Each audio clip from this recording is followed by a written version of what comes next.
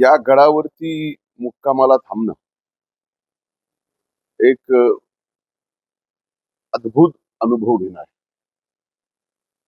जी ऊर्जा, इथलं जे वातावरण आहे, इथल्या ज्या वाइब्स आहेत, त्या एवढ्या सकारात्मक आहेत, की मुक्कामी आल्यानंतर ते लक्षात येतं. मी अनेक वर्षानंतर आज मुक्कामी इथं आलेलो. खरं तर मुक्कामी येणं याचं कारण असं होतं, की मला आज सकाळी अ, बाबांचं दर्शन घ्यायचं होतं. मी मंत्री झाल्यानंतर भगवान गडावरती दर्शनासाठी आलो नव्हतो. आज येणं ते बऱ्याच दिवसापासून चाललं होतं, की आज उद्या, आज उद्या. पण आज या ठिकाणी मी दर्शनाला आलो. काल रात्रीच आलो. काल रात्री माझं अतिशय चांगलं दर्शन झालं.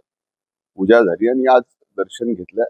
आता इथं दर्शन घेऊन मी पुढे मुंबईला जाणार आहे. पण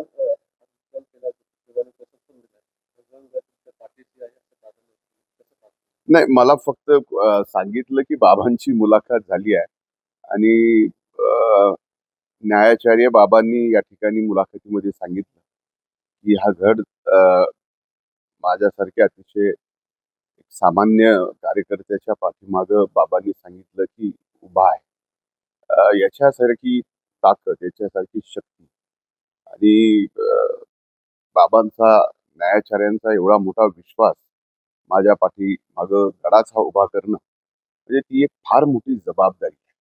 म्हणजे ती जबाबदारी एवढी मोठी आहे, की हा गड गरीबातल्या गरीब माणसाच्या एक रुपयातून इतका मोठा झालेला हा गड आहे.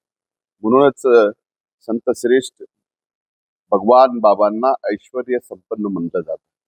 आणि आज तो गड बाबांनी या ठिकाणी अशा संकटाच्या काळात, संघर्षाच्या काळात माझ्या पाठीमागे उभा आहे. याच्या बाबतीत त्यांनी वाच्यता केली. ते माझ्यासाठी फार मोठी शक्ती आहे. इतकी मोठी शक्ती आहे, की त्या शक्तीचं वर्णन मी शब्दात सांगू शकत नाही. एवढी मोठी शक्ती बाबांनी या ठिकाणी उभी केली आहे. जेवढी शक्ती उभी केलेली आहे, तेवढी जबाबदारी सुद्धा बाबांनी या ठिकाणी सर्वसामान्य माणसाची जात-पात, धर्म पलीकडं जाऊन सेवा करणं, हे जे वास्तविक या गडातून सुरू झालेलं आहे, ते करणं सुद्धा फार मोठी जबाबदारी त्यांनी या गड उभा मागं करण्याच्या पुढे जबाबदारी पण टाकलेली आहे. मुंडे आणि भगवान ज्याच्या वेळेस यांना संकट यायची तयार ती तयार होते. इथून ते संकट होते. तुम्हाला काय वाटतं, येणाऱ्या काळामध्ये संकट झालेलं आहे ते एक एक लक्षात घ्या, हे संकट आज आलेलं नाहीये. 53 दिवसापासून आपण पाहताय. आज 53वा दिवस आहे, की ही इलेक्ट्रॉनिक मीडिया, सोशल मीडिया ह्या सगळ्या गोष्टी या ठिकाणी मला टार्गेट करून एक ट्रायल चालवलं जातंय. मीडिया ट्रायल ज्याला आपण म्हणतो. आणि त्या मीडिया ट्रायलमध्ये कुठेही मी कधीही 3 महिन्यात या 53 दिवसामध्ये एक शब्द, एक अवाक्षर शब्द मी बोललेलो नाहीये. त्यामुळं संकट 53 दिवसाचं होतं. या 53 दिवसात कधीही मला इथे येता आलं. त्या भावनेतून नाही, पण भावना हीच होती, की आपण मंत्री झालोय आणि आत्तापर्यंत गडावर आलो नाही. दर्शन आपलं झालं नाही या सगळ्या व्यापामुळं. आणि आज आपण दर्शनाला मुंबईकडे जात असताना इथं मुक्काम करून जायचं. आणि बाबांचं एकदा दर्शन झालं, की इथून शक्ती, प्रेरणा, आपली श्रद्धा आणि तीच खरी ताकद आहे पुढे सर्वसामान्य साठी लढण्याची, त्यांच्याशी त्यांची सेवा करण्यासाठी. आणि ती सेवा करत करत या सगळ्या गोष्टीतून आपण पुढे निघू.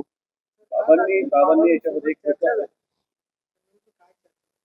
नाही, हे बघा, या बाबतीत कसली बाबांच्या सोबत ना बाबा कधी राजकीय चर्चा करतात, ना मी बाबांच्या सोबत कधी राजकीय चर्चा केलेली आहे. जी काही चर्चा होती ही अध्यात्मावर होती. जी काही चर्चा होती, बाबा ज्ञानेश्वरीतल्या अनेक त्यांचे सगळे अनुभव सांगतात, की ते ऐकल्यानंतर आपल्या स्वतःलाच त्यातून काहीतरी मिळतं. आणि ते जीवन जगण्यासाठी स्वतःचंही आणि लाखो लोकांचं जीवन चांगलं बनवण्यासाठी सुद्धा उपयोगी पडतं. याची मात्र आमची नक्कीच काल रात्री बाबांच्या सोबत चर्चा झाली. आपल्या प्रकरणामध्ये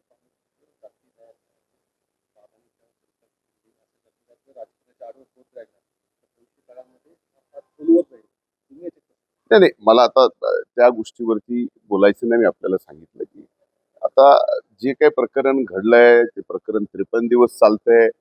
यात सगळ्या गोष्टी समोर आलेल्या आहेत. आमचं सुद्धा या ठिकाणी स्पष्ट म्हणणं आहे पहिल्या दिवसापासून, की स्वर्गीय संतोष देशमुखांची जी काही हत्या झालेली आहे, त्या हत्येमध्ये जे कोण आरोपी असतील त्यांना फासावर लटकलं पाहिजे. ती फास्ट ट्रॅकवर केस आणली पाहिजे आणि ज्याच्यात जे कोण सापडेल, जे कोणी, तो कोणीही असो, कुणालाही सोडू नये आणि त्याला शासन झालं पाहिजे. ही पहिल्या दिवसापासूनची भूमिका आहे. तीच आजही माझी भूमिका आहे.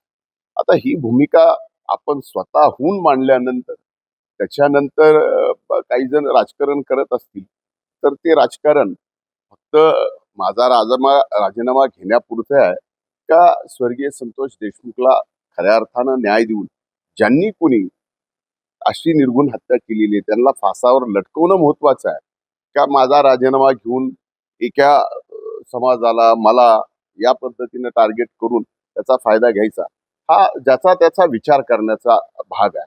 तर माझं सरळ मत आहे की या बाबतीत जे कोणी गुन्हेगार असतील त्यांना फासावर लटकवलं पाहिजे.